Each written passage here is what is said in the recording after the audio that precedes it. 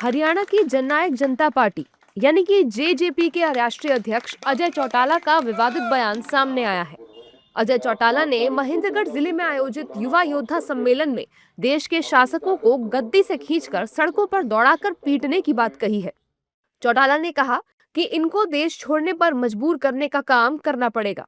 जिस तरीके से बांग्लादेश, नेपाल और श्रीलंका में हुआ, ऐसा ही आंदोलन यहाँ करना पड़ेगा। पड़ोसी मुल्कों के नौजवानों ने आंदोलन करके सरकार का तख्ता पलट कर दिया, शासकों को रातों रात देश छोड़ने पर मजबूर कर दिया। इसी तरीके से इन शासकों को गद्दी से खींचकर उन्हें उतार कर सड़कों पर दौड़ाना होगा और उन्हें पीटना होगा। इनको देश छोड़ने पर मजबूर करने का काम करना पड़ेगा, तभी जाकर हमारा इस कुशासन से पीछा छूटेगा। हैरानी की बात यह है कि समाजवादी पार्टी से सांसद रविदास मल्होत्रा ने चौटाला के इस बयान का समर्थन किया है। समाजवादी पार्टी अक्सर देश विरोधी बयानों के समर्थन में खड़ी दिखाई दी है। रविदास मल्होत्रा ने कहा है कि अगर देश की स्थिति को ठीक करना है तो सत्ताधारी नेताओं के साथ ऐसा करना जरूरी है। आज देश में महंगाई, बेरोजगारी, भ्रष्टाचार और भूखमरी से जनता परेशान है और जनता के पैसे से टैक्स लेकर के केंद्र सरकार के मंत्री अय्याशी करने का काम कर रहे हैं। जिस तरीके से श्रीलंका, बांग्लादेश और नेपाल में नौजवानों ने, जो लोग सत्ता में थे, उनको हटाने का काम किया था, आज वैसे ही इस देश का भी माहौल बन रहा है।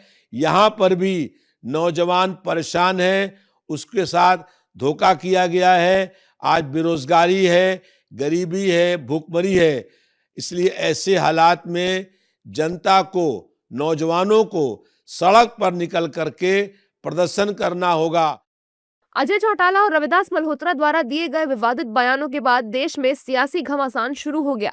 बीजेपी और उसके सहयोगी दलों के नेताओं ने इन बयानों पर तीखा हमला करते हुए देश में हिंसा भड़काने का आरोप लगाया है। बीजेपी नेताओं का कहना है कि अगर विपक्ष सत्ता में नहीं होता है तो देश का विरोध करना शुरू कर देता है। बीजेपी के विरोध में उतरते उतरते अब कुछ राजनीतिक दल देश विरोध में, लोकतंत्र के विरोध में, संविधान के विरोध में और अंबेडकर जी के विरोध में कैसे उतर आते हैं। पहले जेजेपी के नेता अजय चौटाला बोलते हैं कि बांग्लादेश, श्रीलंका, नेपाल जैसा हाल होना चाहिए, हिंसा भड़काते हैं, और उन्हीं की देखा देखी समाजवादी पार्टी भी इसी स्वर में बोलती है। इससे पहले कांग्रेस ने भी ये दुआ की है कि भाई बांग्लादेश वाली स्थिति भारत में बन जाए, नेपाल वाली स्थिति बन जाए। मतलब कि सत्ता में जनता आपको नहीं लाती तो आप संविधान विरोधी बन जाएंगे, हिंसात्मक बन जाएंगे। ये इनके असली भारत विरोधी मानसिकता को दर्शाता है। चौटाला साहब को ज्यादा ज्ञान बांटने की आवश्यकता नहीं है। हरियाणा में उनके दादा पिता चौधरी देवीलाल को छोड़ दें, एक वो स्वतंत्रता सेनानी थे, लेकिन ओम प्रकाश चौटाला से लेकर अभय चौटाला, अजय चौटाला, सारे चौटालाओं ने जो हरियाणा में गदर काटा है, करप्शन किया है, इनकी अगर जांच हो जाए। किस आंदोलन की बात कर रहे हैं? हमारे सहयोगी थे एक इनके चौटाला, उनकी जमानत जब्त हुई थी, 5,000 वोट नहीं मिले थे। ये केवल अपनी सियासत को गर्म करने के लिए इनका हरियाणा में और पूरे देश में कुछ बचा नहीं है। देश नरेंद्र मोदी जी के नेतृत्व में कुशल तरीके से काम कर रहा है। नहीं, ये बिल्कुल सही नहीं है। ना ही मैं उनके विचारों से अपनी सहमति रखता हूँ। हमारा देश के अंदर इतनी अच्छे से इकोनॉमिक चल रही है, हमारा देश हर तरह से सक्षम है। हर तरह की कोई भी प्रॉब्लम आए उसको सॉल्व करने में हम सक्षम हैं। हमें ना पिटा के और देश के अंदर ऐसी कोई अराजकता ना हमें फैलानी और ना उस तरह की चिंता करनी चाहिए। ये सब अलोकतांत्रिक है। लोकतांत्रिक तरीका है कि हम ज्ञानमान बने, बुद्धिमान बने, बुद्धिमान बनकर सही गलत का फैसला लें, और इसीलिए लोकतंत्र में वोट का अधिकार दिया गया है। हर 5 साल बाद आपको अवसर मिलता है कि अगर गलत है उसे हटाया जाए, सही आदमी को लाया जाए। इसके मतलब आपको पता ही नहीं कि सही कौन है, गलत है। और जब तरीका ही गलत होगा तो ये तरीका जब गलत होगा तो जो आएगा वो और गलत होगा। दूसरी ओर कांग्रेस पार्टी के नेताओं का कहना है कि इस तरह के बयान लोकतांत्रिक देश में सही नहीं है। इस तरह के बयानों का समर्थन करना भी गलत है।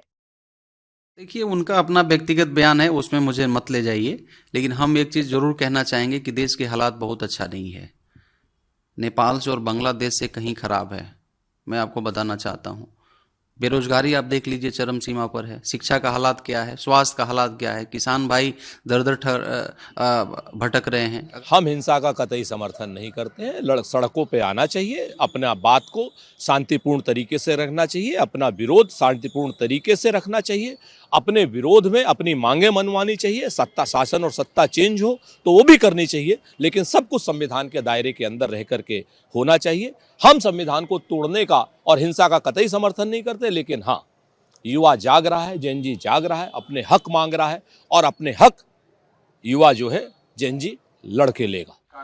बता दें कि अजय चौटाला हरियाणा के पूर्व डिप्टी सीएम दुष्यंत चौटाला के पिता हैं और पूर्व सीएम ओम प्रकाश चौटाला के बेटे हैं। अजय चौटाला के इस बयान के बाद सियासी बयानबाजी तेज हो गई है और हरियाणा समेत देश की सियासत पूरी तरह से गर्मा गई है।